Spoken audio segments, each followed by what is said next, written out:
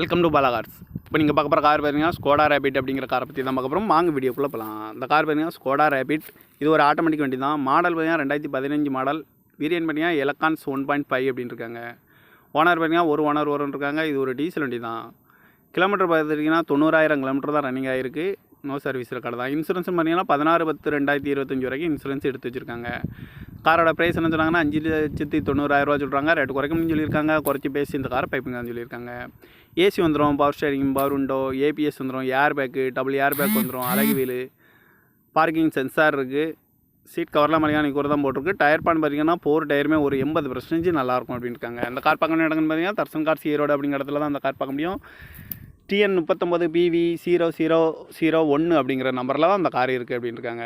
Owner பையன் ஒரு owner இருக்காங்க. இது ஒரு டீசல் வண்டி தான். அந்த காரோட ப்ரைஸ் என்ன சொல்கிறாங்கன்னா 5,90,000 சொல்கிறாங்க. ரேட் குறைக்கணும்னு சொல்லியிருக்காங்க. குறைச்சி பேசி இந்த காரை பைப்புங்கன்னு சொல்லியிருக்காங்க. இந்த மாதிரி கார் வீடியோக்கெல்லாம் பாலா கார் சேனலில் சப்ஸ்கிரைப் பண்ணிச்சுக்கோங்க.